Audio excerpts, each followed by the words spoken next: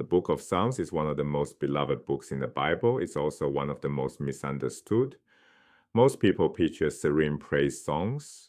The reality is far stranger. The Psalms contain rage, despair, political propaganda, wedding toasts, and cries from exile. Psalm 137 declares, "Happy is the one who seizes your infants and dashes them against the rocks." Psalm 74 describes the temple in flames. These 150 poems span centuries and dozens of authors. Here's how they became a single book and how scholars study them today. The Psalms are 150 poems, mostly prayers addressed to God. The English name comes from the Greek psalmoi, meaning songs accompanied by stringed instruments. That word translates the Hebrew tehillim, meaning praises. But praises barely scratches the surface. The collection's emotional range is enormous: ecstatic worship, quiet trust, raw suffering, bewilderment, fury at enemies, and anguished doubt about God's faithfulness. Psalm 22 opens with, my God, why have you forsaken me?" Psalm 88 ends in total darkness, no resolution, no comfort. Psalm 150 is pure explosive praise. The collection includes wedding songs, coronation anthems, wisdom teachings, and prayers calling down destruction on enemies. This is a hymnal for the full catastrophe of human life, not a greeting card. And these poems don't just come from different emotional places, they come from different centuries.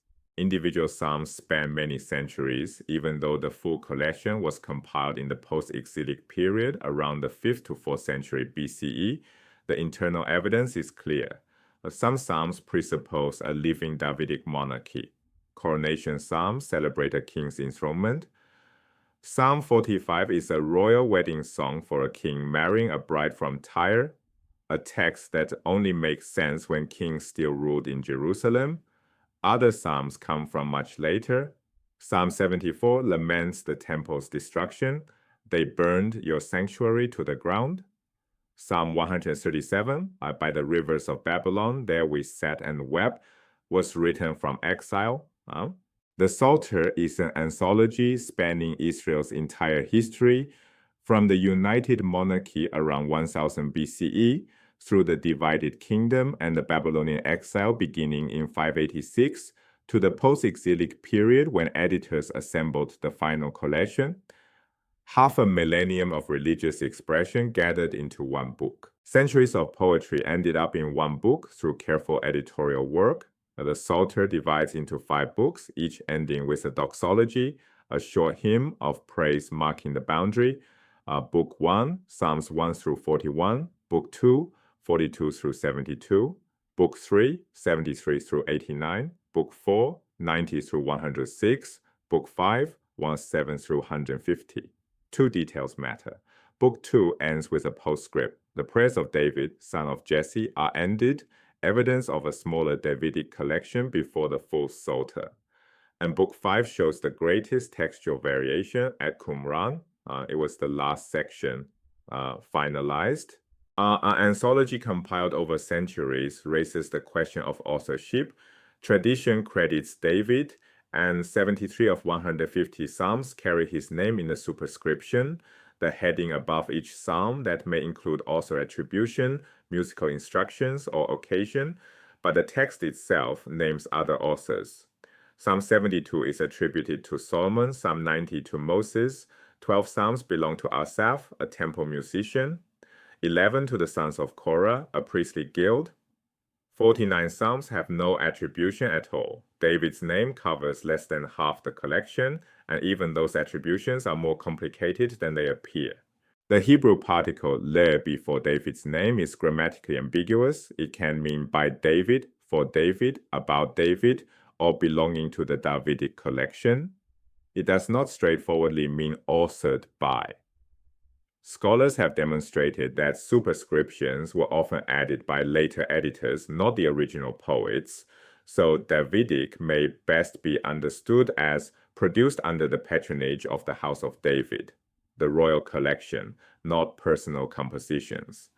The tradition is understandable, but the text itself tells a more complicated story.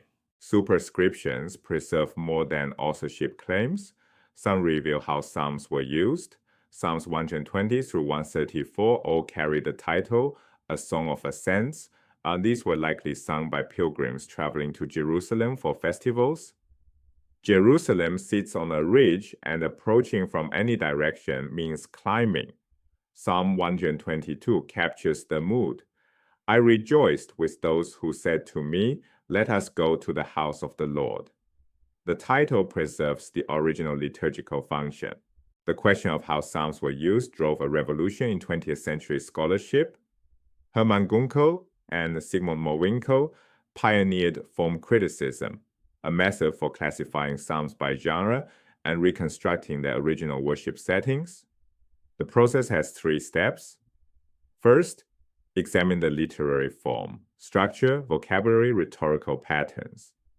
Second, classify by genre. Scholars identify 13 to 15 distinct types, including hymns of praise, individual laments, communal laments, royal psalms, thanksgiving psalms, and wisdom psalms. Third, reconstruct the Sitz im Leben, German for setting in life, the specific worship occasion that called the psalm into being. Form criticism treats psalms as functional liturgical documents, not timeless devotional texts. The psalms are the surviving soundtrack of ancient Israelite worship, accumulated over roughly half a millennium, organized by post-exilic editors into a 5-book structure that mirrors the Torah. They preserve voices from coronation ceremonies, temple liturgies, pilgrim processions, and the anguish of exile. The popular image of serene praise captures only a fraction of what's here. Form criticism gives scholars a disciplined way to listen to these ancient voices and reconstruct the occasions that called them forth. The range stretches from Psalm 45's royal wedding celebration to Psalm 137's grief by the rivers of Babylon. One thread unites this diversity. Even the most personal seeming psalms were prayed within a community bound by covenant. Psalm 34 puts it directly, "Exalt the Lord with me, let us extol his name together." The psalms are not private journals. They're the collected worship of a people across centuries of triumph and catastrophe, composed for temple choirs, pilgrim processions, and communal gatherings. Understanding their history, structure, and the methods scholars use to study them reveals the full depth of what ancient Israel brought before God.